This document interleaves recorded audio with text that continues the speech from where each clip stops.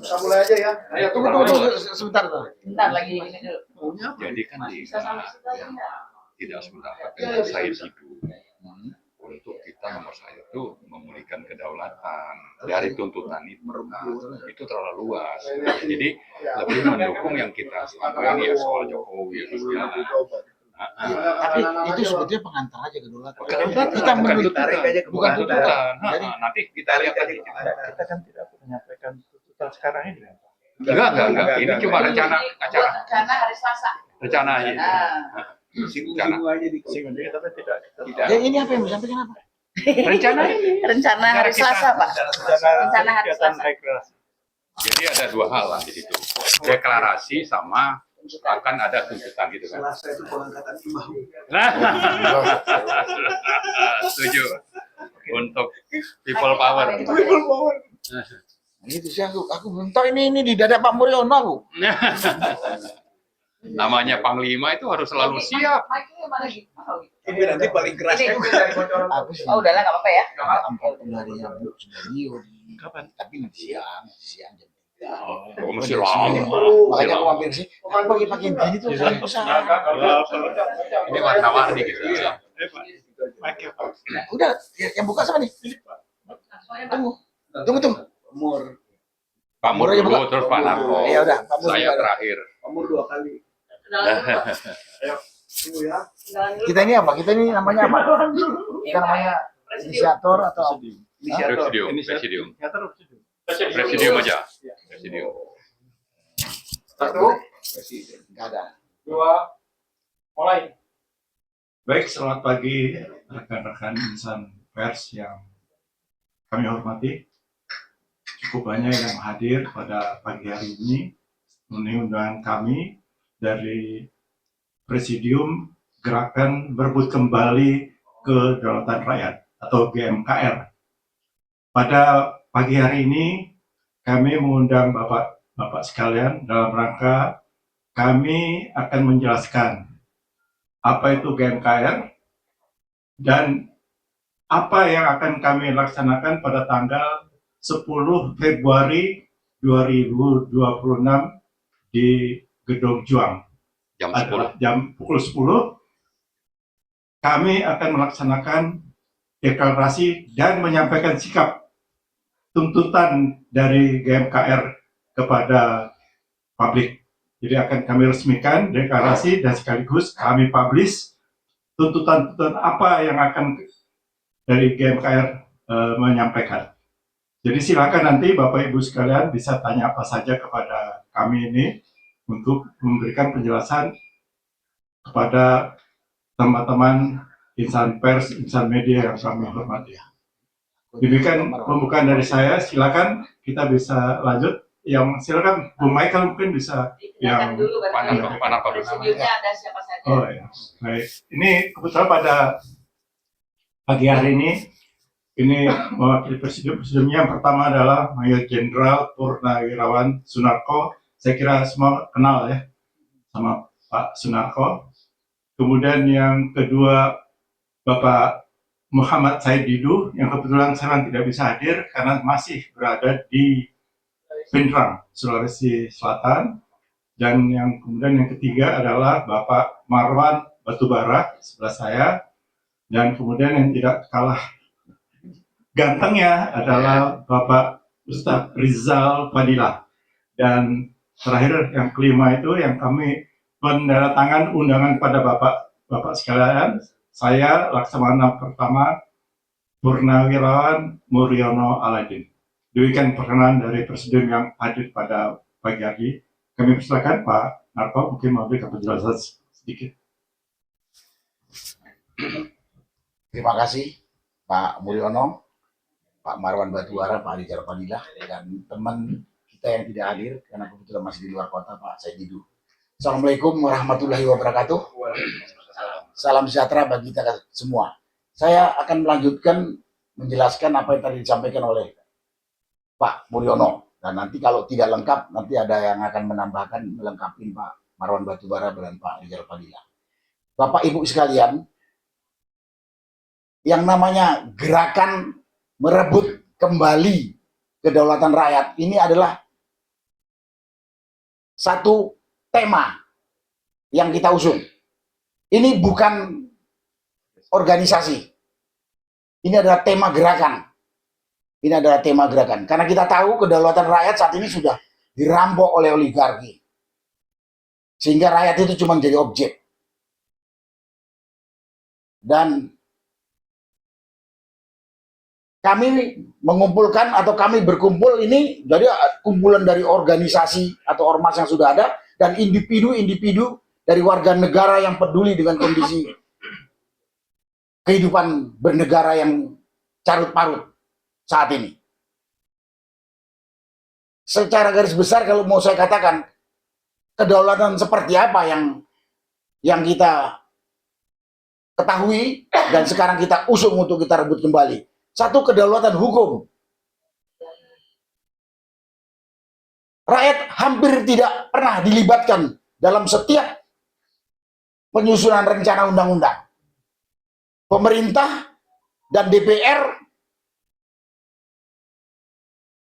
kemudian tidak melakukan sosialisasi dan tidak meminta masukan dari para pakar-pakar hukum yang independen, langsung diundangkan. Ya contohnya paling gampang Omnibus Law. Udah banyak undang-undang minerba, undang-undang tentang lahan dan lain sebagainya. Hukum. Ekonomi, sama. Rakyat ini cuma jadi apa ya? Jadi objek. Yang paling gampang jadi objek, jadi korban. Penguasaan aset dan kekayaan nasional ini boleh dikatakan 80% dikuasai segelintir orang yang nggak sampai mungkin 1 juta orang dari yang penduduk Indonesia yang hampir 300 juta ini. Karena tidak ada keadilan menyangkut masalah ekonomi. Sangat banyak. Kalau mau dikatakan ini jelaskan mungkin kita bisa berpanjang-panjang waktu lah untuk jelaskannya. Masalah kedaulatan ekonomi. Rakyat hampir tidak bisa bersuara menghadapi kekuatan oligarki tadi. Kemudian kedaulatan politik sama. Hak-hak politik kita ini sudah dikooptasi, diambil oleh partai politik tanpa melibatkan rakyat. Namanya partai politik, nomor 1 yang diputuskan adalah kepentingan partainya. Kepentingan rakyat itu nggak tahu nomor berapa, nomor 2 atau nomor 3 atau nomor 4, nggak tahu. Kemudian wilayah, kedaulatan wilayah. Gampangnya itu lihat aja di PIK 2 ada PIK 1 itu. Pantainya saya kita nggak masuk, nggak bisa. Pantainya saya nggak bisa masuk. Sudah ditutup. Apalagi yang paling banter sekarang itu di IMIP, Morowali. Sebetulnya yang seperti IMIP itu, seperti Morowali itu bukan hanya di Morowali, saya dengar. Katanya di Maluku Utara sana, di Halmahera, dan ada di Riau juga. Berlaku hampir sama seperti itu.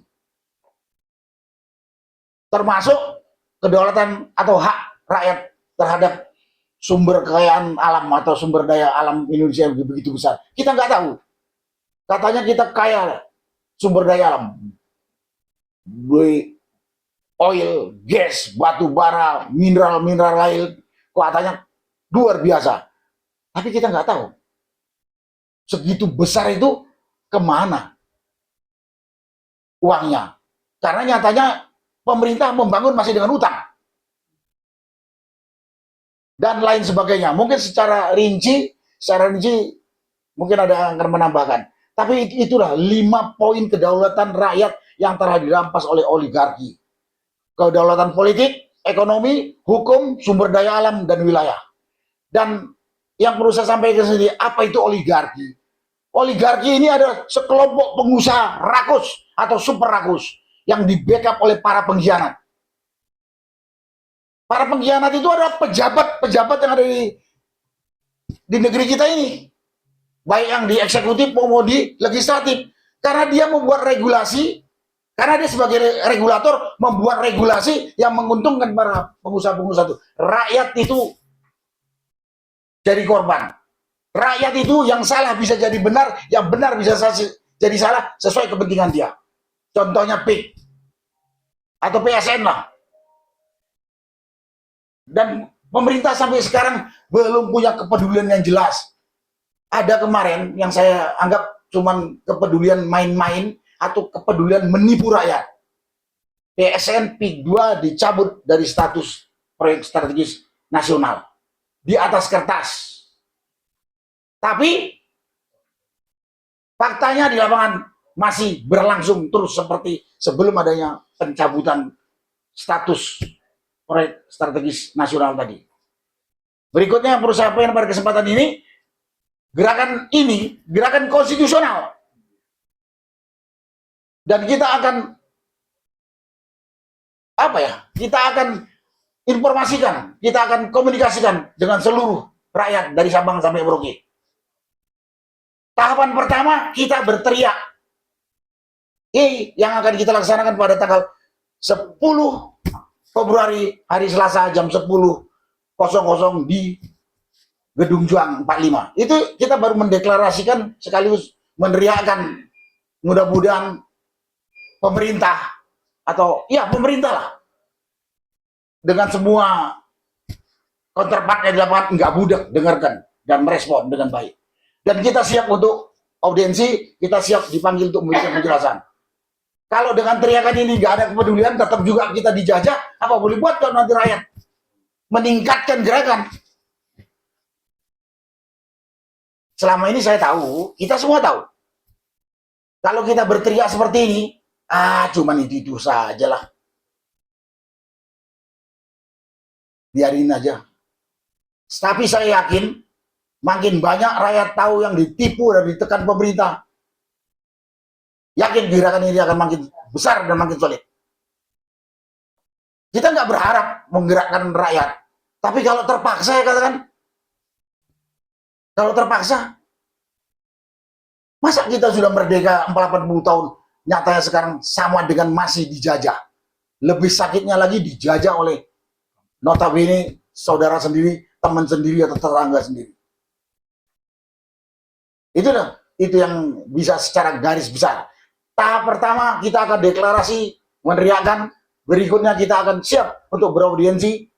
Dan kita akan sebarkan kepada rakyat-rakyat yang sama dengan perasaan dengan kita yang sekarang ini terjolimi. Kalau nanti dengan teriakan enggak, ya kita akan lanjutkan gerakan. Karena ini perjuangan untuk menegakkan keadilan di tanah air kita ini. Sekali lagi, ini perjuangan untuk menegakkan hak kita, menegakkan keadilan. Yang saat ini kita masih merasa dijajah oleh oligarki. Sekali lagi yang katanya oligarki ini ada kumpulan-kumpulan pengusaha rakus, terutama pengusaha dalam negeri, walaupun ada juga dari luar negeri, yang di backup oleh para pengkhianat yang sekarang duduk di eksekutif dan di legislatif. Itulah garis besar yang bisa saya sampaikan. Rencana kami deklarasi tanggal 10 Februari hari Selasa jam 10.00 di Gedung Juang 45 Jakarta. Terima kasih. Wassalamualaikum warahmatullahi wabarakatuh. Assalamualaikum. Ayo, Pak. Ayo. Dari hukum Terakhir aja. Assalamualaikum warahmatullahi wabarakatuh. Salam, Mas. Intinya kita ingin merebut kembali kedaulatan rakyat, karena kedaulatan rakyat adalah aspek yang menjadi dasar daripada ideologi kita, kerakyatan yang dipimpin oleh hikmat kebijaksanaan dalam permusyawaratan perwakilan. Jadi kerakyatan. Kemudian dalam Undang-Undang Dasar 1945 juga ditegaskan bahwa kedaulatan berada di tangan rakyat yang dilaksanakan menurut Undang-Undang Dasar.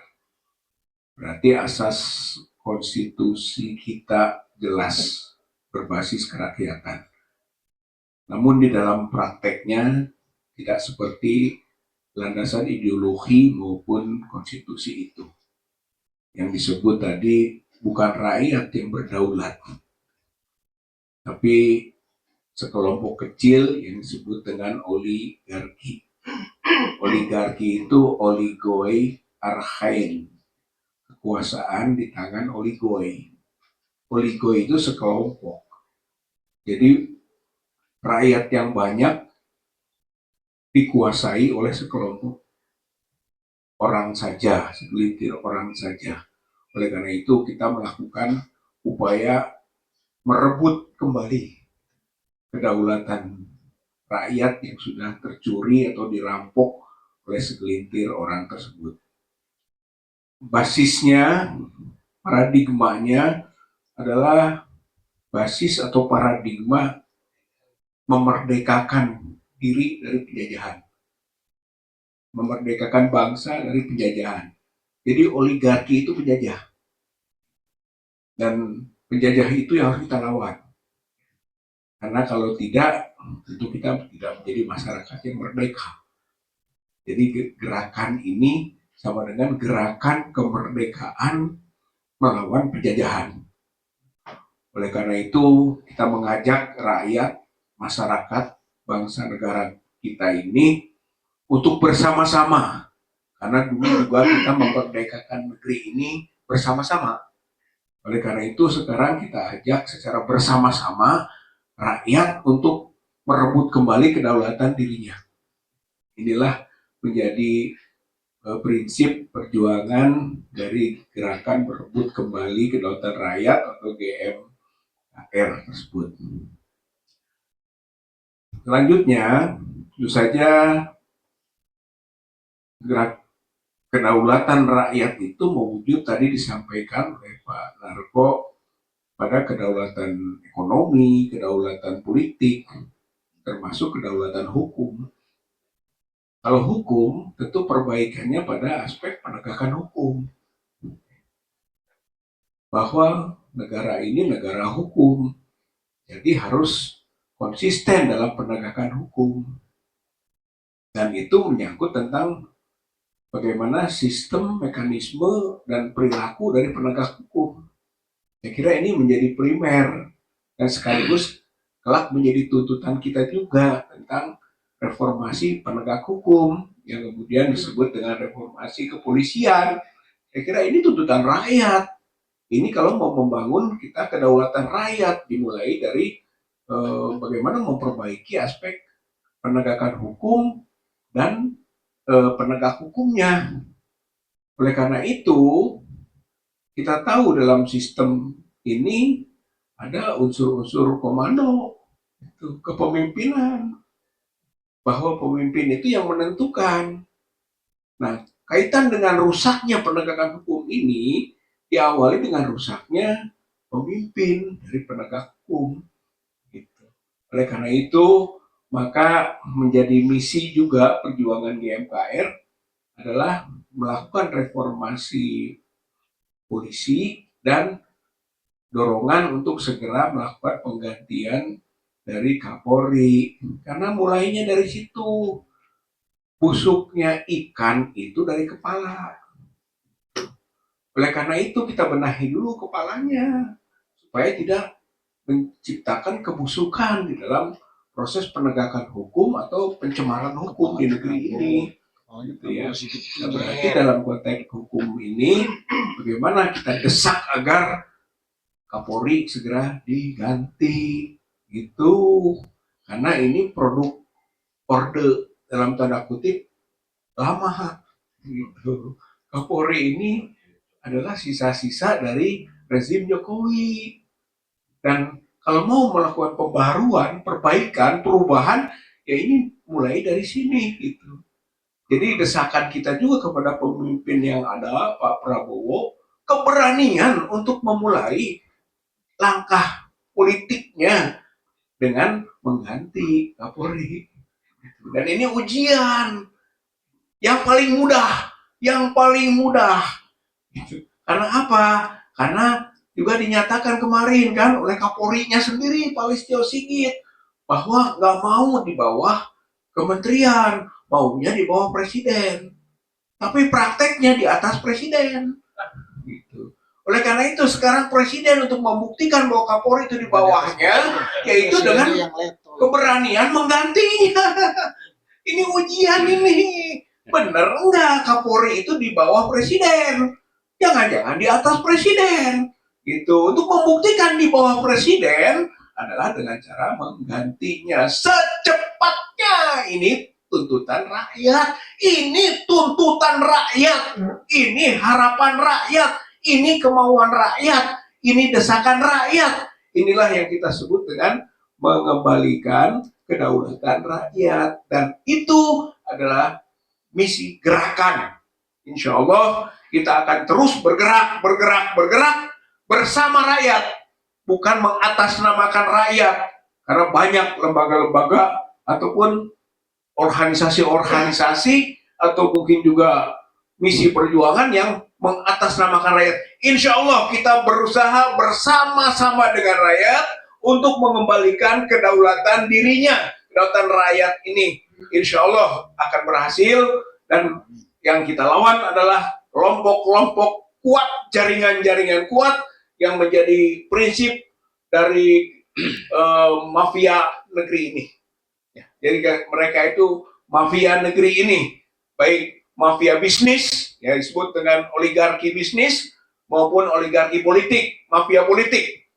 Termasuk di situ juga adalah peran dari lembaga politik, secara spesifik partai politik. Partai politik ini mencuri demokrasi. Dia adalah lembaga demokrasi, tapi dalam prakteknya sekarang ini dia menjadi pencuri dari demokrasi. Dan itu menjadi bagian dari upaya kita untuk memperbaikinya. Saya kira ini saja yang bisa disampaikan. Pada pokoknya, hayu tanggal 10 Februari, Februari 2026, kita rame-rame datang ke Gedung Juang untuk berpartisipasi, berkontribusi, menunjukkan kebersamaan kita sebagai rakyat Indonesia untuk merebut kembali kedaulatannya yang telah dicuri, diambil, dirampok oleh oligarki atau sekelompok orang, baik pebisnis maupun penguasa politik. Kira ini saja. Assalamualaikum warahmatullahi wabarakatuh. Ya, bismillahirrahmanirrahim. Saya menambahkan sedikit. Assalamualaikum warahmatullahi wabarakatuh. Selamat siang, salam sejahtera untuk kita semua. Jadi kita perlu menyampaikan kondisi faktual NKRI saat ini, yaitu bahwa kita berada dalam kondisi darurat kedaulatan. Itu hal penting yang menjadi titik tolak dan latar belakang kita membuat gerakan ini. Ada darurat kedaulatan, tapi di sisi lain kita punya konstitusi. Di pasal 1 ayat 2 itu disebutkan tentang bahwa kedaulatan ada di tangan rakyat dan dilaksanakan menurut Undang-Undang Dasar. Itu pasal 1 ayat 2 Undang-Undang Dasar 1945. Tapi kalau kita lihat secara utuh pasal 1 itu, pasal 1 ayat 1-nya menjelaskan bahwa kita adalah negara kesatuan. Pasal 2-nya tadi bahwa kedaulatan ada di tangan rakyat, dijalankan menurut Undang-Undang Dasar. Pasal 3-nya itu menyebutkan tentang bahwa ini negara hukum. Nah, ternyata ini tiga-tiganya sudah tidak utuh dilaksanakan atau sudah memang semuanya rusak dari pasal 1 ini. Misalnya ayat 1 tentang negara kesatuan, ternyata ada negara dalam negara. Contohnya apa? Contohnya seperti di PIK 2, di Rempang, di Morowali, dan di banyak wilayah yang tadi sudah disinggung oleh Pak Narko. Nah, lalu yang kedua tadi soal kedaulatan itu adanya di mana? Bukan di tangan rakyat, tapi adanya di tangan oligarki. Oligarki itu siapa ya? Penguasa dengan pengusaha. Penguasanya itu nanti salah satu aktornya itu adalah presiden, kemudian didukung juga oleh partai-partai. Kemudian kalau bicara tentang hukum itu sudah tidak berfungsi. Nah, inilah sebetulnya yang menjadi latar belakang kita membuat gerakan ini, dan ini juga kita tujukan kepada siapa? Kepada penyelenggara negara. Siapa penyelenggara negara itu? Yaitu eksekutif yang dipimpin oleh saat ini Pak Presiden Prabowo Subianto. Kemudian ada legislatif, itu siapa? Yaitu di DPR, partai-partai yang berkuasa di Senayan. Kemudian yang ketiga itu adalah sektor hukum, itu ada di sana MA, ada MK, ya mungkin juga ada yang namanya KY dan sebagainya. Nah, tiga unsur penyelenggara negara ini semuanya sudah tidak berfungsi sesuai dengan konstitusi. Karena itu gerakan ini kita tujukan kepada siapa? Kepada tiga penyelenggara tadi untuk diperhatikan, dicamkan, dan diperhatikan lalu dilaksanakan tuntutannya. Tapi juga ini kita gerakan ini tujukan kepada siapa? Kepada rakyat, kepada kita semua. Kenapa? Karena kita selama beberapa tahun terakhir ini melihat dan mengalami bahwa penyelenggara tadi yang kita sebut itu tiga unsur penyelenggara negara itu sudah tidak berfungsi sesuai dengan konstitusi, tapi berfungsi justru berada di tangan oligarki. Jadi, saya simpulkan dua hal penting bahwa gerakan ini ditujukan kepada penyelenggara negara, tapi juga ditujukan yang kedua, yaitu ditujukan kepada seluruh rakyat Indonesia. Untuk apa? Untuk memulihkan kembali tadi yang namanya kedaulatan yang sudah dirampas oleh oligarki itu. Jadi karena itu, mari kita semua rakyat ini, toh kita punya konstitusi yang menjamin untuk bagaimana supaya kedaulatan itu bisa dipulihkan. Kalau lewat penyelenggara negara itu sudah tidak memungkinkan, maka kita bisa melakukannya melalui gerakan-gerakan.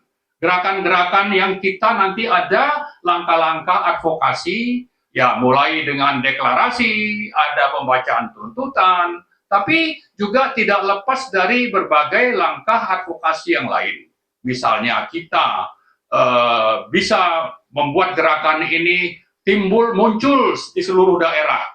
Lalu kita juga bisa mendatangi apakah itu presiden atau kementerian-kementerian yang relevan. Untuk apa? Untuk tadi memulihkan kedaulatan itu. Jadi semuanya ini adalah berpulang kepada kita bahwa kelihatannya kalau berharap kepada penyelenggara itu sudah tidak ada harapan atau sudah hopeless istilahnya ya, sudah hopeless ini ya, kalau sudah hopeless ya sudah, mari kita yang menjadi pemegang kedaulatan ini melakukan langkah-langkah yang memang perlu dilakukan supaya kedaulatan itu bisa dipulihkan. Nah, itulah sebabnya tadi sudah disampaikan kita membuat gerakan GMKR ini dimulai dengan adanya deklarasi, kemudian nanti pada saat deklarasi itu akan ada pembacaan tuntutan yang sangat prioritas untuk siapa? Untuk tadi terutama dua utama penyelenggara negara,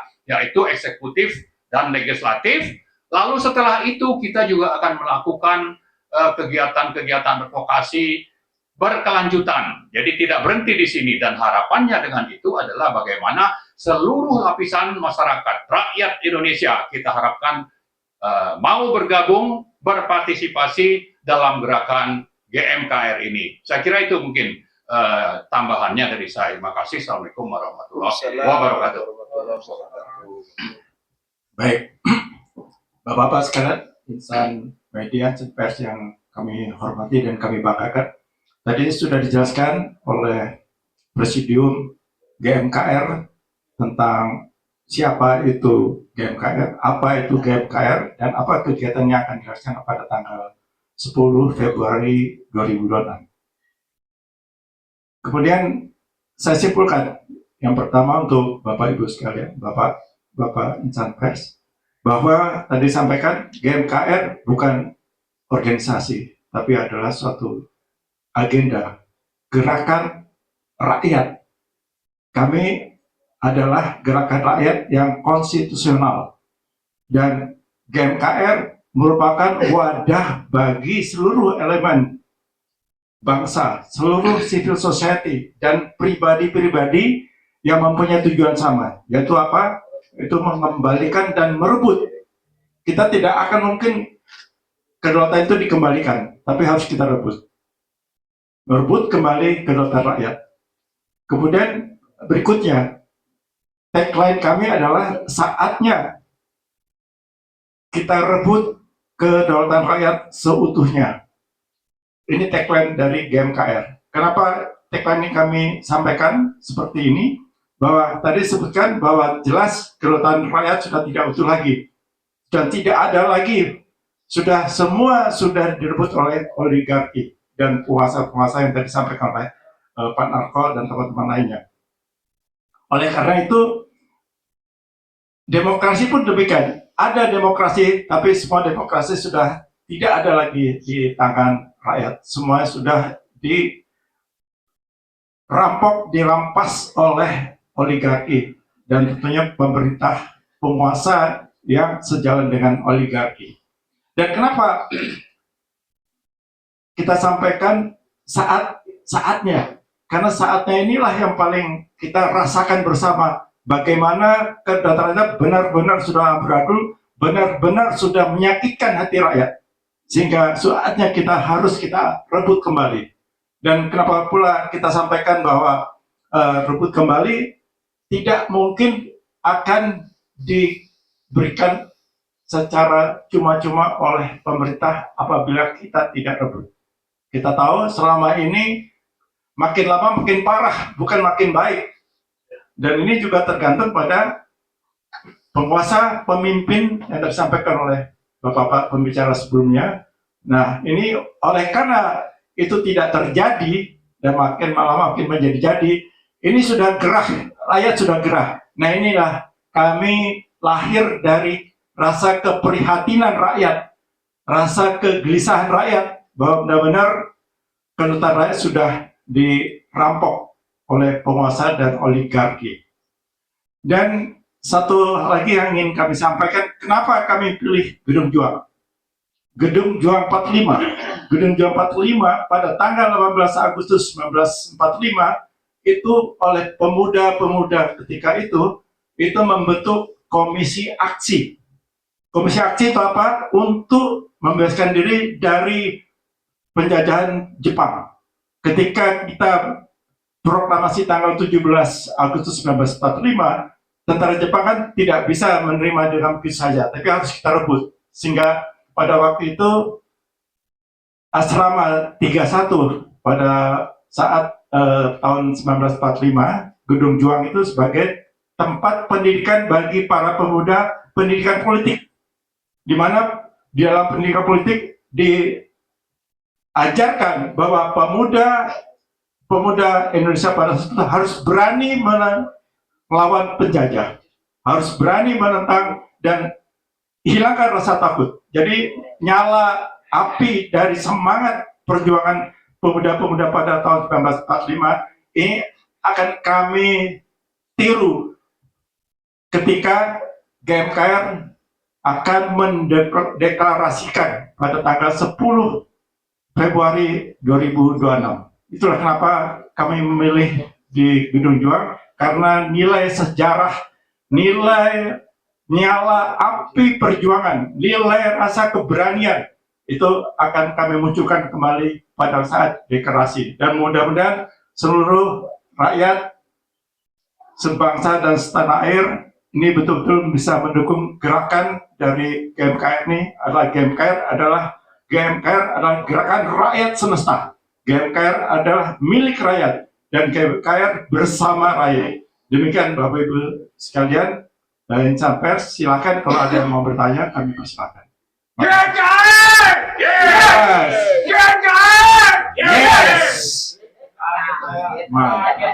Kirain ada yang meledak.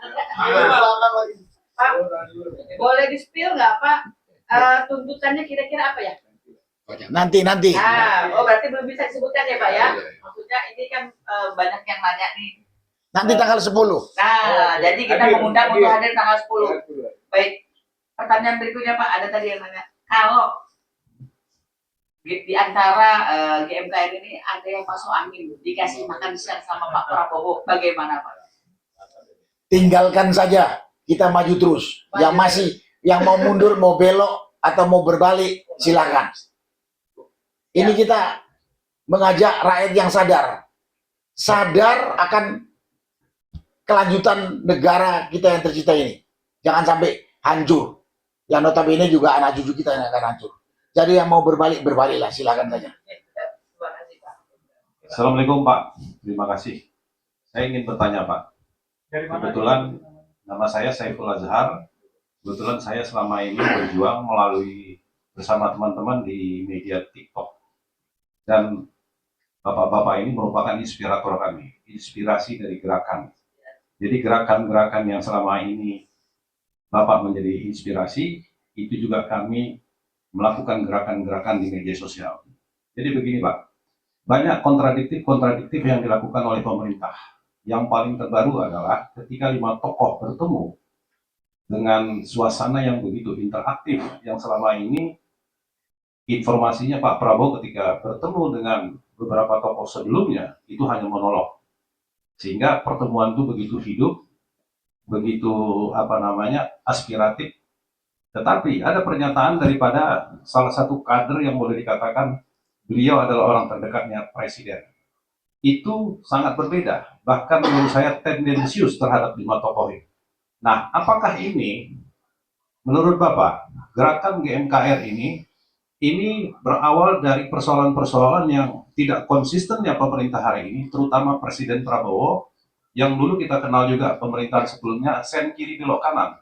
Artinya apa yang diucapkan di podium dengan langkah-langkah yang konkret, itu tidak sesuai kenyataan. Apakah karena faktor itu kita melihat memang perlu ada satu wadah atau satu perkumpulan untuk menghimpun kekuatan. Bagaimana gerakan ini kita akan mendorong kepada pemerintah ini untuk melakukan langkah-langkah yang lebih konkret. Mungkin itu Pak pertanyaannya Pak. Kira-kira menurut Bapak, apakah gerakan ini nanti kalau perlu, kalau memang pemerintah ini tidak lagi bisa memberikan harapan, saya berharap gerakan ini kalau perlu dilanjutkan dengan people power Pak. Karena itu jalan yang terakhir dan itu konstitusi. Jadi kira-kira arahnya kemana ini Pak? Terima kasih Pak. Terima kasih Bung Saiful Azhar. Saya coba jawab. Nanti saya mohon kalau kurang lengkap, ini ada teman saya Pak Rizal, Pak Marwan, Mbak Muriel melengkapi. Ya, gerakan ini muncul dengan tadi visi gerakan merebut kembali kedaulatan rakyat. Dasarnya atau mungkin referensinya ya seperti yang Anda katakan, salah satunya kita selalu melihat pernyataan-pernyataan atau sikap-sikap pemerintah atau penyelenggara negara, baik yang eksekutif maupun di legislatif, narasi omongan tidak sama dengan implementasi. Ini namanya mau menyimpang, namanya mau sen kiri belok kanan, terserah saja bagaimana penafsiran kita. Ya, saya ngambil yang paling mudah saja. Prabowo sebelum jadi presiden, sejak masa kampanye sampai setelah jadi presiden lebih 1 tahun, dia mengatakan akan memberantas korupsi, akan menegakkan keadilan, akan menegakkan hukum. Sampai sekarang saya nggak bisa menyebutkan angka ya seperti Anies mengatakan 11% gitu, tapi masih kecil banget dari kenyataan. Dia masih bermesraan dengan koruptor. Keadilan, hukum, masih centang perenang, kasat mata pun nggak ditangani. Contohnya masalah ijazah palsunya si Jokowi dengan anaknya si Gibran, juga kasat mata ini. Orang budak aja bisa dengar, apalagi orang yang nggak budak. Masa diem saja? Loh, ini tanggung jawab pemerintah. Terutama presiden, dia punya aparat banyak banget. Masa diem saja? Jangan bikin rakyat malah menurun kepercayaannya. Kemudian keadilan. Lihat saja bagaimana penindasan kepada rakyat kecil di Tangerang Utara, di Rempang, di Kalimantan Timur, dan di tempat-tempat lain. Masa rakyat kemarin saya lihat, di Labuan Batu, kampung saya sana di Sumatera Utara, rakyat sudah menempatin lahan itu lebih dari 20 tahun, katanya pun itu lahannya pemegang hak itu digusur begitu saja. Sampai sedih melihatnya. Apa nggak bisa rakyat turun tangan? Itu rakyat juga loh, bukan kambing hutan itu. Ya. Dan lain-lain, banyak sekali kau jemput. Dan jadi berdasarkan apa yang telah dilakukan oleh pemerintah, dasar gerakan Natuyam ini, dan realita di lapangan yang saya katakan tadi. Jadi saya berdasarkan sepak terjang atau sikap yang telah ditunjukkan oleh penyelenggara negara, baik eksekutif, legislatif, dan kita juga melihat ketimpangan atau realita yang terjadi di lapangan. Dan suara yang kami dengar dari rakyat, bahwa rakyat ini sudah jadi objek doang. Makanya kemudian, padahal di negara demokrasi, kedaulatan negara ini ada di tangan rakyat. Harusnya eksekutif, legislatif bekerja untuk kepentingan rakyat. Karena dia digaji oleh kita. Nggak boleh menyimpang. Nah, tadi kalau istilahnya ini, misalnya Pak Mulyono katanya dicuri, dirampok kita punya hak. Ya kalimat lainnya dikhianati kita nih oleh para penyelenggara negara ini. Bukan apa-apa, kita menderita. Dan kalau dibiarkan, kalau dibiarkan kita takut hancur lebur negeri kita ini. Kalau sudah seperti itu, anak cucu kita yang berantakan. Itulah yang bisa saya jelaskan. Jadi ini berdasarkan sikap-sikap kerja pemerintah, penyelenggara negara, dan realita yang kita lihat di lapangan. Muncullah ini. Muncullah kumpulan kita ini yang akan kembali menuntut kedaulatan yang sudah dicuri, dirampok, dirampas, dan lain sebagainya. Sehingga kita cuma jadi korban doang gitu. Sekian itu mungkin yang bisa saya sampaikan. Mungkin ada yang mau tambahkan? Satu lagi Pak, pertanyaan sebentar Pak. Ya. Saya dari Pak Janes Sentana Pak. Mau bertanya Pak. Begini Pak, ini kan adanya gerakan merebut kembali kedaulatan rakyat. Menurut cerita Bapak dari tadi semuanya korupsi, dibiarkan semuanya dengan ada PIK semua. Tapi kalau dalam butir-butir Pancasila yang pemerintah tidak melaksanakan ini adalah, saya rasa butir keempat Pancasila Pak. Butir keempat. Kedaulatan kerakyatan yang dipimpin oleh hikmat kebijaksanaan dalam pemusyawaratan. Itu kemungkinan Pak, biar masyarakat mengerti apa sebetulnya yang dihapus tidak dilaksanakan oleh pemerintah Jokowi dan Prabowo. Biar masyarakat mengerti Pak. Terima kasih Pak Janes, betul. Jadi kalau di sila keempat ya, kerakyatan yang dipimpin oleh hikmat kebijaksanaan di permusyawaratan dan perwakilan. Ini tidak dilaksanakan oleh anggota DPR. Nah ini juga termasuk bagian dari mengingatkan wakil-wakil kita yang ada di sana. Supaya dilaksanakan nih, bahwa dia itu melaksanakan kita punya kedaulatan. Ya mudah-mudahan, terima kasih Pak Janes. Ini tambah lagi. Oh ya. Nah ini Pak Rizal menambahkan masalah. Intinya memang kita mau menegakkan ideologi dan menegakkan konstitusi. Jadi menjadi prinsip perjuangan GMKR karena ideologi sudah dihianati, sudah disimpangkan, begitu juga dengan konstitusi gitu. Jadi merebut kembali kedaulatan rakyat itu adalah menegakkan ideologi dan konstitusi. Dan secara teknisnya tentu saja bahwa pemerintahan yang disebut baru berganti itu harus memutuskan gitu kan pola, mekanisme, cara dari pemerintahan yang lama yang sudah dibaca bahwa itu telah tidak segar atau busuk tadi gitu. Jadi nanti secara menukiknya adalah bahwa memang Jokowi yang memimpin pemerintahan yang lalu itu harus mempertanggungjawabkan gitu atas segala kebijakan atau pengelolaan kenegaraannya. Oleh karena itu, maka wajar kalau rakyat itu menuntut, wajar kalau rakyat menuntut tangkap, adili Jokowi, itu wajar. Karena memang kita harus memutuskan hubungan dengan pemerintahan yang busuk. Kalau kita masih melanjutkan, berarti pemerintahan pelanjut busuk juga, gitu. Sehingga menimbulkan masalah baru, gitu. Dan itu menjadi persoalan yang menjadi agenda juga, gitu, dari gerakan. Dan Jokowi itu tidak sendiri, dia ingin melanjutkan dengan pola nepotismenya atau politik dinastinya, gitu, ingin terus dengan menitipkan anaknya. Saya kira itu pelanggaran hukum. Pasal 28 pasal 28 Undang-Undang 28 tahun 1999 gitu kan. Pasal 22 menyebut nepotisme itu tindakan kriminal. Gitu. Jadi dengan adanya Gibran di pemerintahan sekarang yang dititipkan oleh Jokowi itu adalah tindakan kriminal. Begitu. Sehingga makzulkan Gibran menjadi tuntutan juga. Karena ini adalah politik dinasti. Itu saya kira ini poin yang tidak bisa kita pisahkan. Dan untuk itu tadi pemerintahan baru harus konsisten gitu kan untuk melanjutkan program pemutusan hubungan dari pemerintahan yang busuk itu. Kalau tidak, ya semua busuk. Yang busuk harus disegarkan oleh rakyat dengan cara mengembalikan kedaulatan rakyat ini dengan cara merebutnya.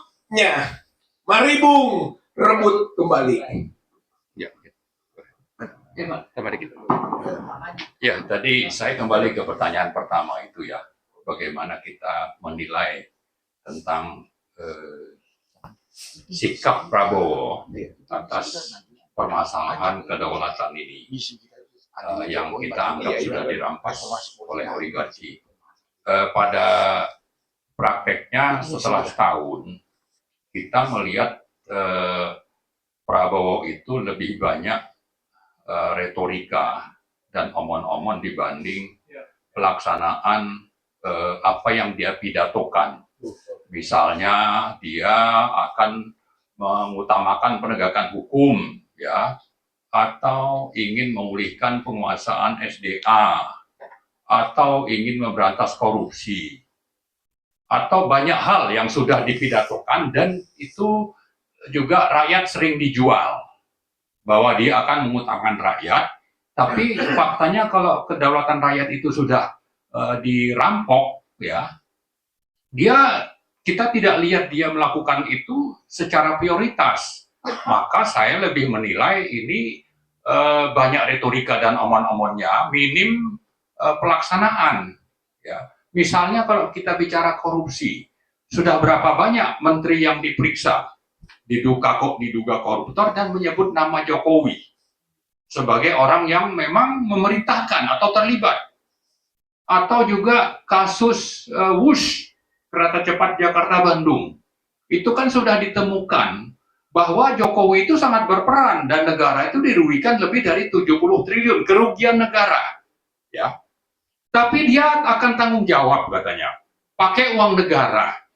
Tapi terduga koruptornya itu dia tidak apa-apakan begitu. Nah, jadi karena itu saya kira sudah waktunya kita menyuarakan ini, terlepas bahwa memang faktanya tadi yang namanya DPR atau cabang lain dari kekuasaan itu tidak melakukan apa-apa.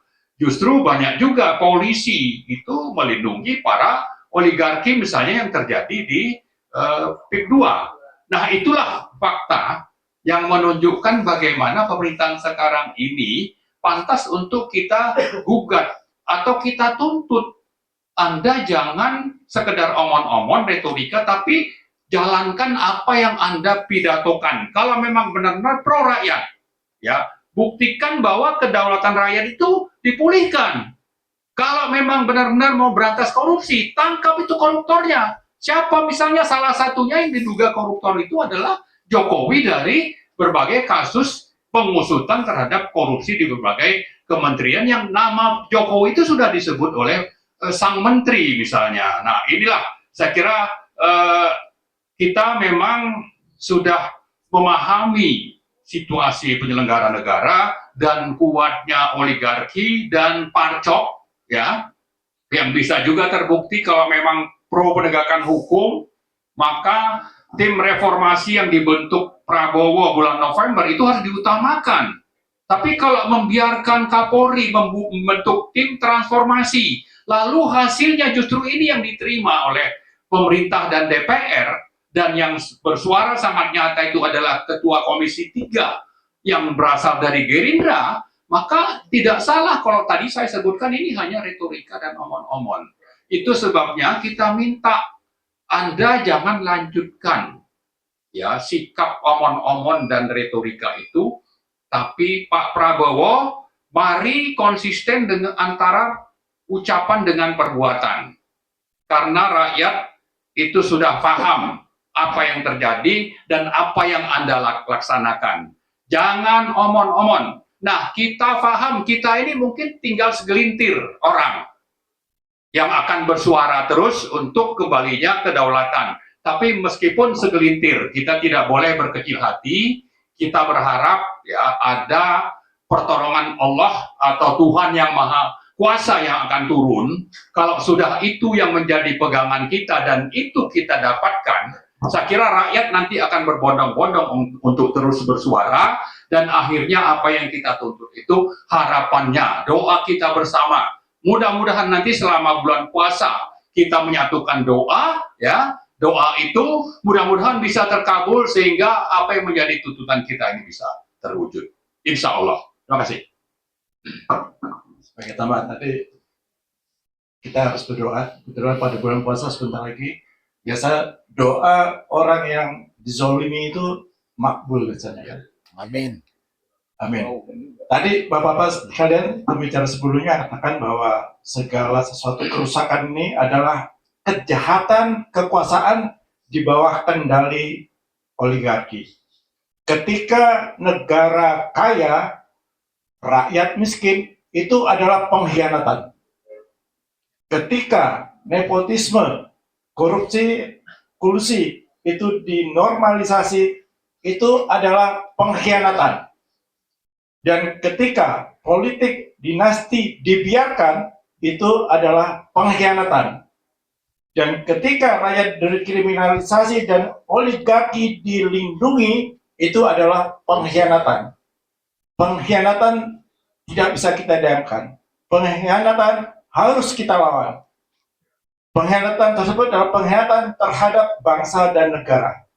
Teman kita, Pak Rizal Fadila, kita tahu persis, beliau menjadi tersangka. Sampai dengan detik ini, tersangka yang dikriminalisasi. Teman-teman kita, RRT dan teman-teman lainnya, itu juga menjadi tersangka karena dikriminalisasi.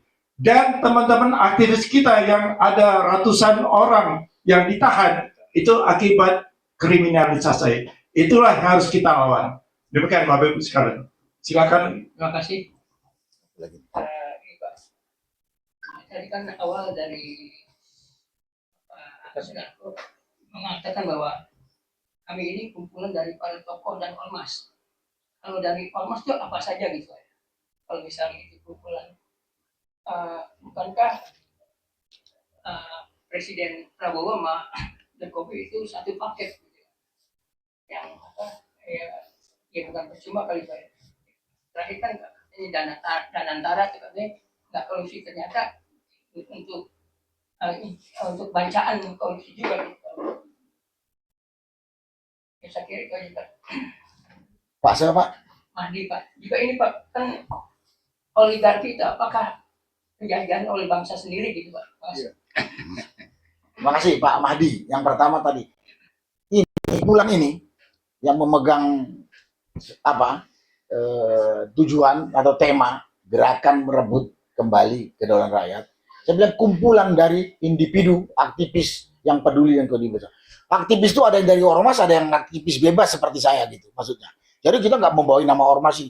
Tapi orang-orang yang ada di dalam ormas kalau yang sama kebetulan, ya ayo masuk. Mau dibawa ormasnya boleh, enggak juga orangnya saja boleh. Tapi kita ini adalah kumpulan dari semua semua komponen yang peduli dengan kondisi yang sudah kacau balau ini. Kemudian masalah ini tadi satu paket, ada aturannya yang bicara yang tahu Pak Rizal Fadila yang tahu. Tapi saya tahu dalam memakzulkan presiden wakil presiden tidak harus satu paket. Bisa presiden sendiri ada undang-undangnya, bisa wakil presiden sendiri ada undang-undangnya. Ya kalau kesalahannya, kekonyolannya ke Gibran, kenapa harus ikut Prabowo? Ya kan? Kalau dua-dua lain lagi gitu. Nah, saya sampaikan pada kesempatan, kita sampai saat ini masih punya harapan walaupun kecil kepada Prabowo. Dan kita akan dukung Prabowo kalau kita punya apa yang kita sampaikan ini bersama rakyat ini dikerjakan oleh Prabowo. Kita akan backup. Kan Prabowo sering katakan, saya diancam, saya ditakut-takuti. Kita ini siap jadi benteng Bapak Presiden. Tapi kalau nanti saya katakan tadi, kalau ini tidak disampaikan, Prabowo masih jalan sendiri sama perutnya, ini bisa membesar dari mulai gerakan konstitusional yang bersifat persuasif, bisa jadi bersifat masif represif. Ya mungkin seperti tahun berapa? Tahun 98 atau tahun 66 dulu. Kita ini masih punya harapan, masih punya kepercayaan, walaupun kecil. Kami sampaikan gitu. Minimalis. Ya minimalis. Tapi kalau Gibran tadi yang sampaikan ini, udah jelas-jelas melanggar hukum kok. Apa lagi kurangnya? Saya katakan tadi orang picek budek aja tahu gitu loh. Apalagi yang kayak kita ini masih normal, sehat matanya sama telinganya, nggak tahu itu kebangetan. Mungkin hatinya yang nggak tahu. Gitu aja. Kalau mata indranya tahu kalau Gibran tuh tidak sah sebagai wakil presiden gitu. Ya, karena ini nyinggung saya kalau memang gerakan ini ada beberapa misi tadi dijelaskan oleh Pak Anu tuh. Memang judul besarnya merebut kembali kedaulatan rakyat. Tapi untuk merebut itu kita banyak misi. Ya nggak banyak tapi ada misinya. Contohnya tadi majulkan Gibran, adili Jokowi, reformasi polisi, sikat koruptor, tegakkan hukum. Itu misi-misinya. Tapi temanya itu tadi, tema besarnya adalah merebut kembali kedaulatan rakyat yang telah terampas. Saya jawab, bisa ya Pak Madi? Oligarki itu secara sederhana aja, sekumpulan manusia yang kemudian menindas rakyat untuk kepentingan dia saja.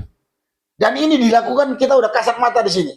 Adalah para pengusaha super rakus di backup oleh para pengkhianat yang duduk di pemerintahan, baik di politisi ya pemerintahan politisi lah, yang karena yang di pemerintahan juga ada politisi gitu kan. Para pengkhianat yang ada di pemerintahan, baik di eksekutif atau di legislatif. Karena pengusaha rakus ini nggak akan bisa bergerak bebas kalau nggak ada para pengkhianat ini. Nah, pada waktunya kita akan sebutkan siapa nama-nama para pengkhianat itu. Sekarang nggak perlu, belum perlu. Siapa tahu besok kita sebut besok dia sadar, minta maaf, minta ampun dan kembalikan rampasannya. Ya mungkin juga ada rakyat yang mau maafan. Kalau saya nggak mau maafan para bajingan itu, hukum mati gitu. Enak banget kalau habis mencuri, habis ngajak-ngajak negara minta maaf kalau diampunkan, ya enggak kalau saya. Ya, jadi dan ini pengusaha tadi bisa orang dalam negeri, WNI bisa juga dari luar atau kerjasama orang asing dengan pengusaha pengkhianat tadi, pengkhianat bangsa tadi itu. Ya, Pak Madi, mungkin itu yang bisa saya jawab. Terima kasih. Cukup ya, saya rasa Pak. Satu lagi. Terakhir. Ya, terakhir. Mungkin Pak Sunarko, kalau saya punya persepsi sendiri, pandangan sendiri tentang siapa sih yang membackup. Kalau menurut Bapak tadi membackup oligarki atau pengusaha-pengusaha yang kita harus tegas bahwa itu adalah pengusaha berbasis Cina, menurut Bapak itu adalah misalkan Polri atau APRI atau eksekutif legislatif, itu menurut saya salah. Tetapi yang sebaliknya, mereka itu di backup sama oligarki, karena oligarki itu kekuatannya adalah sogok menyogok. Jadi kalau ada jabatan sekian itu mereka melawan, oligarki bisa jabatan berikut lagi untuk menyogok, untuk mengkriminalisasi dan sebagainya gitu. Jadi sekali lagi harus tegaskan bahwa yang membackup itu oligarki, bukan pejabat eksekutif atau legislatif. Justru mereka itu dimanfaatkan oligarki gitu loh. Semuanya mereka juga banyak yang berdiri karena kekuasaan dari oligarki yang menguasai politikan dengan sebab menyogok mafia-mafia politik, semuanya itu terintegrasi dengan oligarki gitu kan. Terus yang kedua, tadi kalau nggak salah Bapak atau siapa gitu Pak Marwah yang menyebut di Gedung Juang akan disampaikan deklarasi berikut sekaligus penekanan kepada eksekutif legislatif. Eh, Satu hal yang perlu penting adalah memperingatkan, memwarning kepada oligarki yang benar-benar sudah membabi buta menjajah Indonesia, itu harus ada action juga untuk memperingatkan gitu loh. Terus tentang GMKR, menurut saya itu gerakan merebut kembali kedaulatan rakyat perlu disempurnakan menjadi gerakan GMK2R. Jadi pas lurus, gerakan merebut kembali kedaulatan rakyat GMK2R. Terus harus ada action yang konkret. Kalau cuma kita katakan itu kan mereka udah anggap itu hal sepele lah, kan biarinlah orang itu aja cuma segitu. Segelintir orang lah, walaupun dia orang jabat T-nya pernah-penawan, cuma segitu doang. Tadi bapak-bapak bilang gitu, benar. Makanya harus ada gerakan terkonsentrasi. Satu, pertama, mungkin kita bisa fokus untuk menggertak PIK 2. PIK 2 kita harus di bumi hanguskan, selamatkan semuanya orangnya, kita benar tutuplah itu PIK 2, kita akan menjadi cerminan, menjadi perlawanan kita semuanya yang bisa berkembang kepada Rempang, yang di Maluku, yang di Morowali dan sebagainya. Tapi kalau nggak ada gerakan terfokus satu aja, ya gitu-gitu aja akan terlibat kemana-mana isunya. Saya rasa itu aja. Saya terima kasih. Saya dengan Amhar Batu Atos dari pikiranmereka.com. Makasih Pak Anhar. Saya coba jawab. Pertama, ini semua oligarki. Oligarki itu adalah gabungan dari pengusaha dan pengkhianat tadi. Penguasa. Pengkhianat itu adalah penguasa penyelenggara negara, baik yang ada di eksekutif maupun di legislatif. Pengusaha itu nggak akan berkutik kalau pejabat-pejabat yang ada di eksekutif dan legislatif itu dia teguh, nggak bisa disuap. Dia pegang teguh norma moral yang ada. Makanya saya katakan ini pengkhianat. Dia diangkat oleh rakyat, tapi mengkhianati rakyat. Kemudian pejabat-pejabat tadi nggak mungkin dia bisa bergerak bebas kalau nggak diberi bantu dukungan finansial dari para pengusaha rakus tadi itu. Makanya saya katakan terserah mau dibilang. Tapi yang saya katakan yang harus dibasmi tadi, ya tadi itu pengusaha rakus ditambah para pengkhianat. Pengkhianat ini adalah pejabat yang ada di eksekutif dan di legislatif. Contohnya, undang-undang Omnibus Law itu bisa diundangkan. Yang membuat itu kan antara eksekutif, legislatif kan? Betul kan? Tapi orderan dari ini, pengusaha. Siapa yang salah? Dua-duanya. Dua-duanya. Kenapa pejabat ini mau diorder sama pengusaha? Ya kan? Terus si ini otaknya kan yang penting untung, orang lain buntung terserah kata si pengusaha. Nah, itu masalah. Siapa yang oligarki itu tadi itu gabungan tadi oligarki gabungan dari pengusaha dengan, biar tegas, pengusaha rakus dengan pejabat. Orang kan bilang oligarki itu siapa yang gitu? Pengusaha rakus. Karena pengusaha rakus ini bukan hanya turunan Cina saya. Pribumi juga ada. Pribumi juga ada. Banyak. Jadi bukan hanya turunan Cina saja ya. Enggak bisa bilang berbasis Cina.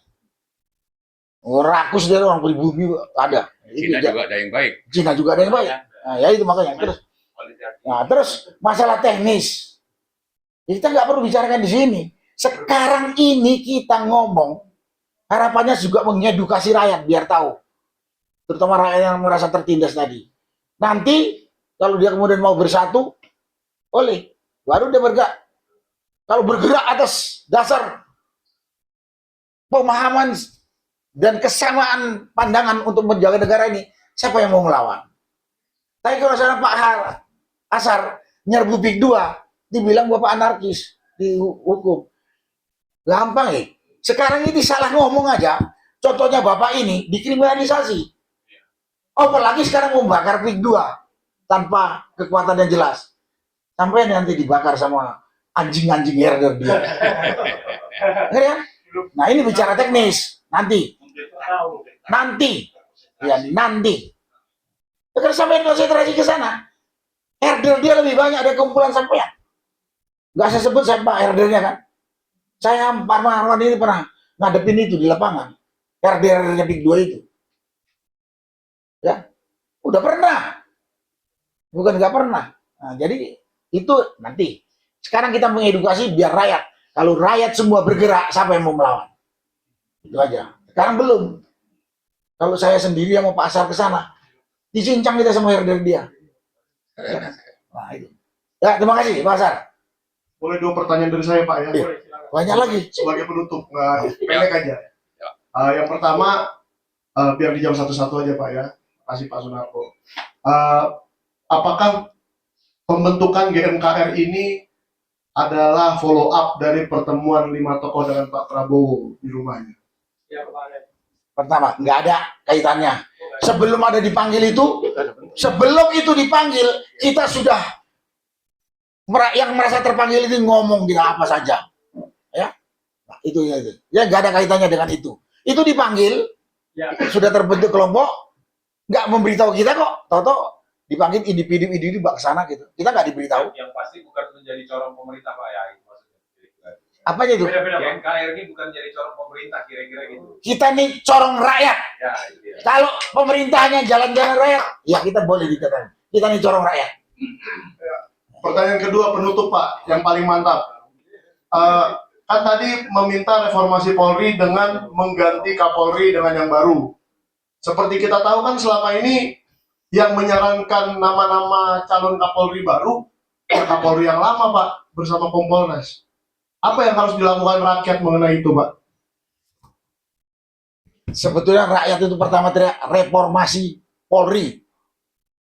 Karena Polri sudah keluar dari frame tugas fungsi dia. Jadi lembaga super body yang bisa menguasai semua lini. Intinya reformasi Polri. Tapi kemudian bagian dari reformasi Polri itu kita minta pertanggungjawaban pimpinan tertingginya di Sigit. Makanya dalam reformasi Polri itu orang teriak ganti si Listio Sigit. Ya, tapi yang namanya reformasi itu mengembalikan Polri sesuai dengan tugas pokok fungsi yang benar, enggak ngawur. Itu di dalamnya kemudian ada namanya, karena orang udah muak lihat mukanya si Listio ini 7 tahun mimpin Polri kacau terus, makanya muak kan. Tapi teriakan sebetulnya pertama itu bukan ganti Listio Sigit, reformasi supaya lurus. Tapi sampai ke situ apa? Karena ngaconya Polri ini, karena kepemimpinan ini manusia, ganti dia dulu. Nah, urusan kemudian cari pengganti pilihannya dia, bosnya dia itu presiden, terserah presiden. Kalau nanti kelakuannya kayak gitu, kita teriakin lagi. Tapi kita berharap enggak. Tapi kalau iya, ya teriakin lagi. Itu yang bisa saya jawab. Mungkin bisa saya Ini ada Pak Marwan nambahin, silakan. Ya, saya kira soal 5 tokoh bicara aspirasi, tuntutan dengan GMKR, saya kira itu sama, ya. Bahwa Pak Said Didu itu adalah juga inisiator dan menjadi anggota presidium GMKR, ya. Yang mungkin berbeda adalah bicara soal tuntutan itu dari kita-kita yang ada di GMKR, terutama inisiator, itu bisa saja berbeda. Mana yang prioritas. Tapi kalau digabungkan semua, katakanlah ada 10 atau 5 tuntutan. Kita semua, termasuk Pak Said, itu sama tuntutannya. Tapi kalau bicara mana yang prioritas, nah mungkin itu berbeda. Itu yang pertama. Yang kedua, kita meyakini bahwa Pak Said ini kan sudah bersuara sekitar lebih dari 2 tahun, ya. Dan beliaulah yang pertama kali mengangkat isu kejahatan Aguan dan Antoni Salim di PIK 2, merampok tanah negara dan tanah rakyat. Jadi tidak diragukan komitmennya. Ya, jadi beliau juga bukan, kita menganggap sejauh ini beliau itu bukanlah bagian dari corong pemerintah, tapi corong rakyat seperti yang disebutkan oleh Pak Sunarko tadi. Nah, yang juga penting untuk kita sampaikan, adalah bahwa kita dalam melaksanakan apa yang menjadi agenda atau misi, visi misi dari GMKR ini itu sebetulnya benang merahnya tidak akan jauh dari apa yang selama ini sudah disuarakan oleh siapa? Oleh misalnya petisi 100 itu bulan Juli 2023. Lalu ada FPPTNI bulan April 2025. Ini semuanya dan ada yang lain-lain, termasuk juga ada misalnya Forum Suara Rakyat, ya ada di sana Pak Eros Jarot, Pak Said Didu, Abraham Samad. Artinya ini sebetulnya benang merahnya adalah sama dalam rangka untuk tegaknya kembali ke kedaulatan rakyat. Nah, sebelum GMKR dibentuk sebetulnya kita pernah bikin acara di Hotel Sofyan Tebet. Nah, dari situlah lalu kita ide atau pemikiran muncul setelah acara di Tebet itu, kita melakukan beberapa diskusi intensif terutama di rumah Pak Mur ini. Setelah 2 kali diskusi intensif, maka tanggal 27 Januari yang lalu kita bikin acara di Hotel Amaris. Nah, kelanjutannya adalah kita nanti akan deklarasi dan pembacaan tuntutan di hotel atau di Gedung Juang pada tanggal 10 Februari jam 10. Jadi saya kira ini jangan sampai nanti ada upaya kita ini seolah-olah pertama ini corong pemerintah, tidak. Yang kedua bahwa kita terpecah belah, tidak.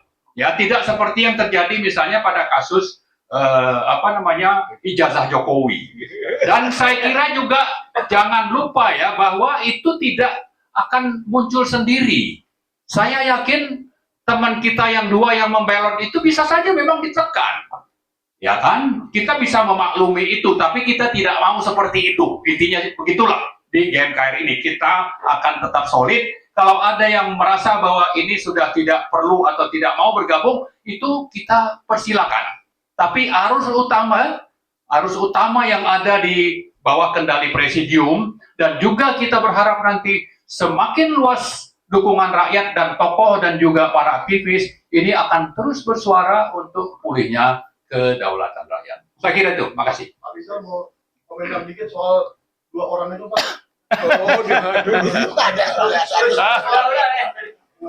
Yang tadi dulu ya sedikit bahwa pada prinsipnya ini kan gumpalan ya, seperti gumpalan bola salju, bukan berarti ini baru ya. Gitu yang penting. Gumpalan-gumpalan sudah banyak, terus makin besar. Nah, kita mencoba di momentum yang sekarang ini, mudah-mudahan gerakan merebut kembali kedaulatan rakyat bisa menjadi gumpalan besar sekali. Bola salju yang besar yang bisa akhirnya menumpas tadi kezaliman, pengkhianatan, oligarki itu adalah harapan, dan insya Allah kita akan menyiapkan agenda untuk itu. Jadi deklarasi itu bukan final, gitu. Awal. Bahkan disebut oleh awal dari peningkatan atau akumulasi gumpalan tersebut, gitu ya. Itu berkaitan dengan tadi. Gitu. Nah, kemudian juga pembenahan di kepolisian tadi, gitu ya. Saya kira itu adalah juga misi atau tuntutan kita, gitu, karena disitulah rusaknya negeri ini kan, gitu. Kita mulai dari sana, yang diawali tadi dengan bagaimana agar Prabowo lah sekarang yang secara realita sebagai pemimpin negeri atau sebagai presiden itu punya otoritas dan bisa membuktikan kewenangan yang dimilikinya. Jangan menjadi boneka ataupun penderita gitu. Justru kita ingin jadi subjek. Nah, ujiannya udah rakyat ini sudah sangat, tadi bahasanya muak loh, bahasa Pak Narko. Tapi hakikatnya sebenarnya masyarakat sudah menuntut gitu, menuntut segera ganti gitu kan Kapolri, dan ganti dengan bukan opsi-opsi tadi yang diajukan oleh Kapolri sendiri yang memang menjadi kepentingannya Prabowo gitu. Jadi full power Kalau memang mau tetap kepolisian di bawah presiden, full power dong. Bukan orang yang menjadi kelanjutan dari yang lama. Saya kira ini poin itu ya. Nah, yang soal dua itu ya, itu dinamika gitu ya, dinamika dari suatu proses perjuangan gitu kan. Ada yang kuat, ada yang lemah, ada yang menyerah, ada yang sampai titik darah penghabisan.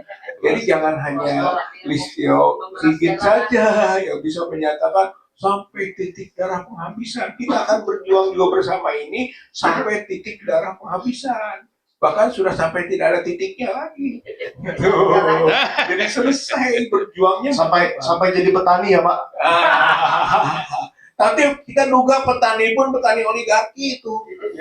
Nggak mungkin jadi petani yang berbecek-becek di sawah. Nggak mungkin. Dia akan menjadi petani oligarki. Jadi kapitalis baru di kalangan petani. Jadi sebenarnya belum merupakan satu penyelesaian itu. Berarti itu kode ya Pak? Hah? Kode untuk oligarki. Kode oligarki. Jadi itu sebenarnya itu bagian oligarki. Karena oligarki itu Pak, ada oligarki lokal, ada oligarki interlokal, ada oligarki nasional, ada oligarki internasional, ada oligarki interrasial. Itu sama oligarki ini. Pokoknya semua oligarki itu penjajah. Karena kita azasnya bukan oligarki, demokrasi. Jadi oligarki itu adalah musuhnya demokrasi, musuhnya rakyat. Rakyat harus melawan dan menghancurkan oligarki. Saya kira itu mau levelnya apapun. Dengan begitu, saya kira tadi insya Allah kita mampu ya kan untuk merebut kedaulatan rakyat kembali, insya Allah ya. Kalau ada bahasa kembali tadi itu untuk membuat satu paket, bisa merebut kalau memang belum pernah ada, dan bisa merebutnya ulang ketika memang pernah ada. Gitu. Intinya merebut kedaulatan rakyat, ya insya Allah. Yuk. Ini sesuai dari omongan Michael tadi yang 5 orang dipanggil ke negara ya sama Prabowo. Kan Abraham Samad kemarin mengadakan di hotel Manhattan. Nanti Abraham Samad nanti infonya kemarin saya tanya dia mau dipanggil ke Hambalang sama Prabowo. Gimana itu Pak? Kan itu baru info Pak ya. Isu. Ada videonya. Ya biarkan saja info itu, kita monitor lebih lanjut. Sekarang nggak mungkin kita ngasih komentar segala macam. Presiden boleh memanggil semua orang sesuai kepentingannya. Yang dipilih siapa? Ya? Iya, sesuai dengan keinginan beliau lah, warga negara.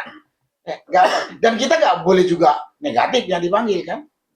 Nah, gitu. Jadi kita dengarkan. Untuk perbaikan kenapa tidak? Ya kalau untuk perbaikan kenapa tidak? Nah, karena memang presiden kan orang juga kan, butuh teman, butuh dukungan. Siapa tahu dia minta dukungan sama kita. Tapi presiden juga, ya bisa kan? Kita siap mendukung kalau untuk kepentingan negara ini kok. Dalamnya untuk kepentingan rakyat. Gitu. Ya, oke. Ya, mungkin sedikit catatan nih. Catatan ya. Jadi terakhir sekali untuk menjelaskan bahwa presiden itu bisa memanggil siapa saja. Waktu misalnya Pak Said datang itu kan sebetulnya nama yang disodorkan itu lebih dari 5. Tapi yang diterima cuma 5. Jadi presiden suka-suka. Tapi juga harap dicatat bahwa purnawirawan TNI itu pernah bertulis surat sampai 3 kali untuk ketemu dan tidak pernah diterima sampai sekarang. Nah ini juga perlu dicatat gitu. Jadi jangan cuma mencatat yang datang, tapi yang minta untuk datang itu juga ada supaya kita tahu bahwa ternyata sesama TNI purnawirawan itu hubungannya kelihatannya kurang sesuai harapan. Faktanya tadi. Kenapa purnawirawan sekian puluh purnawirawan jenderal sudah bersurat kepada Pak Prabowo untuk ketemu menyampaikan aspirasi itu tidak pernah digubris? Saya kira itu 2 kali. Apa? 3 kali? 3 kali. Oke, itu ya. Makasih. Assalamualaikum warahmatullahi wabarakatuh. Mungkin ada tambahan tadi ada Cocok orang sipil yang komentari orang sipil. Kenapa GMKR bukan GMKKR? Ya tadi Pak siapa itu? Ya. Nah gini, kenapa tidak GMKKR karena gini, kalau GMKKR terlalu panjang, jadi kami singkat GMKR. Dan kami menyiasati dengan frasa merebut kembali dari satu kata merebut kembali. Ya, GMKR. Itu ya Pak tadi yang nanya. Udah, tutup aja udah. Nanti sambil ini aja. Bukan maksud saya gini Pak, apakah GMKR nggak mengevaluasi, introspeksi? Maksud saya kan sebelumnya yang Bapak Marwan bilang sudah ada lembaga-lembaga, apakah itu tidak mubazir Pak? Tadi udah dijelaskan Jadi soal evaluasi orang kita kalau itu kan yang lain ya, tapi yang jelas kita kan ada perintah untuk melakukan nahi mungkar ya, atau di agama lain itu ada perintah untuk kebenaran keadilan itu ditegakkan. Soal bahwa hasil akan seperti apa itu bukan urusan kita, itu urusan yang maha kuasa. Tapi tidak boleh juga kita abai melihat adanya hal-hal yang menyimpang, kita diam.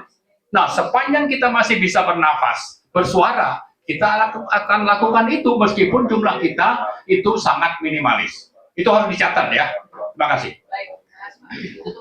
Ya, Baik, Bapak Ibu sekalian, kami ucapkan terima kasih kepada sahabat-sahabat kami, insan media, insan pers yang telah hadir pada pertemuan siang hari ini, dan bahwa insan pers ini lebih tajam pisau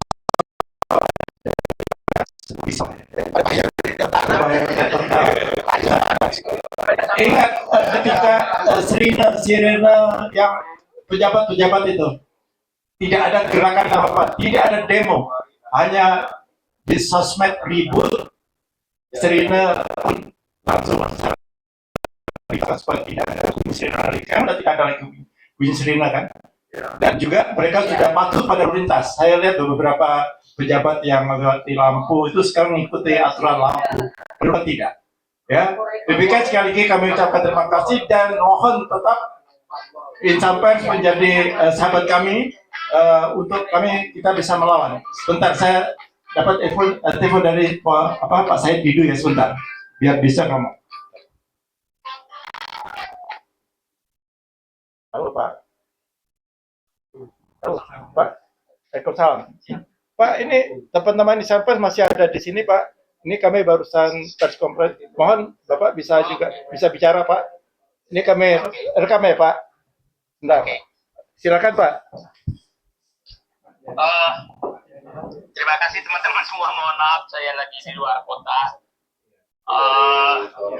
Kita tahu bahwa setelah kita pelajari sebenarnya bahwa bangsa ini betul-betul dirusak secara bertahap dan sistematis oleh oligarki. Jadi kita harus sadari dan mereka betul-betul mengambil kedaulatan dari berbagai sektor. Saya baru sadari bahwa amandemen Undang-Undang Dasar 45 yang 24 kali terjadi itu adalah kerjaan oligarki. Nah, jadi dia betul-betul merambah semuanya. Jadi inilah kombinasi yang sangat lengkap antara politisi yang membuat undang-undang, pejabat yang disogok untuk mendapatkan aturan, kemudian aparat hukum yang juga disogok dari kentekan oligarki, dan rakyat tersingkir menjadi penonton di luar. Padahal rakyatlah menjadi memiliki kedaulatan. Sehingga apapun kita harus berhenti sekarang, bukan berhenti, mengubah perjuangan, bukan lagi mendukung si A, mendukung si B, tapi kita adalah mendukung siapapun yang ingin mengembalikan kedaulatan ke negara dan rakyat. Karena mereka lah yang merusak negara. Merusak negara, kita lihatlah bagaimana orkestrasi di DPR merubah undang-undang Minerba, undang-undang membuat undang-undang cipta kerja. Mereka membuat pembebasan pajak kepada perusahaan Cina. Mereka kong kali ada terjadi penyelundupan, dan banyak sekali data yang sudah ada di tangan Presiden Prabowo, dan mereka tahu persis siapa yang merampok, berapa besar yang dirampok, dan sepertinya data yang dimiliki Presiden persis sama dengan yang kita miliki. Yang saya miliki, yang kita miliki, orang-orang perampok negara kita, persis namanya juga sama. Baik aparat negara maupun pejabat politik dan aparat penegak hukum. Nah, sehingga menurut saya, mari kita bersatu semua. Tidak ada jalan menyelamatkan Indonesia kecuali merebut kembali kedaulatan rakyat dan negara dari politisi busuk. Saya ulangi, politisi busuk, partai politik yang mempermainkan suara rakyat, kemudian aparat yang pejabat yang menjual beli kedaulatan, tokoh agama yang menjual beli kedaulatan, aparat hukum yang digunakan oleh oligarki untuk melindungi mereka dan membuluskan agenda mereka merampok negara. Dan itulah saya pikir tidak ada jalan lain. Lupakan semua cara yang dipikirkan orang bahwa negara masih bisa diselamatkan lewat DPR. Tidak, mereka adalah kaki tangan oligarki.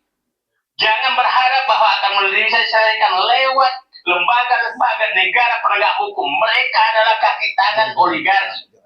Nah, kita harus bersatu. Nah, sering orang menyatakan bahwa apa ini gerakan ini seakan-akan kita mulai sekarang dipecah belah. Mulai dipecah belah seakan-akan bahwa gerakan ini adalah gerakan untuk mendirikan ormas, bukan mendirikan ormas. Semua ormas yang ada itu berjuang dengan karakter masing-masing, tapi kami minta bersatu dulu untuk berjuang merebut kembali kedaulatan. Mudah-mudahan nanti masyarakat dan tokoh yang ada di Morowali, Sulawesi Tenggara itu bersatu untuk merebut kembali tambang-tambang mereka. Orang-orang di PIK 2, rakyat bersatulah mengambil kembali kedaulatan dari PIK 2. Kemudian di Sumatera Utara, di Sulawesi Selatan, di Papua, di Kalimantan, di Maluku sana, mari kita bersatu semua untuk mengembalikan kedaulatan rakyat dari oligarki yang diserahkan oleh para politisi-politisi busuk, partai politik yang menjual kedaulatan. Itu saya pikir dari saya. Mohon maaf, saya agak emosi kalau memikirkan ini karena saya menikmati betul. Saya lagi ada di kampung, menikmati betul kemerdekaan rakyat di sini sejahtera karena tidak ada oligarki masuk. Tidak ada oligarki masuk. Yang masuk hanyalah partai politik penyokong kekuasaan, tapi tidak melakukan aktivitas di wilayah saya. Oligarki belum masuk, tapi mungkin suatu saat juga akan masuk. Itu Pak, makasih. Baik Pak Saididu, terima kasih banyak Pak Presiden sudah didengar oleh rekan-rekan pers, insan media, dan ini menjadi catatan dan memperkuat apa yang telah kami sampaikan tadi 4 orang dari Presidium, termasuk sekarang Pak Saididu. Jadi 5 Presidium lengkap sudah memberikan pernyataan, memberikan informasi kepada Bapak sekalian. Sama kan? Kita Lagi, terima kasih. Jadi jangan ragu-ragu dengan Pak Saididu, sama apa yang disampaikan Pak Saididu sama dengan ada nggak samanya? Ada nggak samanya? Dia bilangnya politik busuk, gua bilangnya pengkhianat. Gitu. Sama. Baik, sekali lagi terima kasih Bapak sekalian, Bapak Ibu sekalian, dan gimana Pak? Cukup sudah. Oke. Ya, makasih Pak Saididu. Yuk, makasih. Ya, baik, silakan Pak Kus. KMKR! Yes! KMKR! Yes! Terima kasih. Wassalamualaikum warahmatullahi wabarakatuh. Silakan makan siang disiapkan.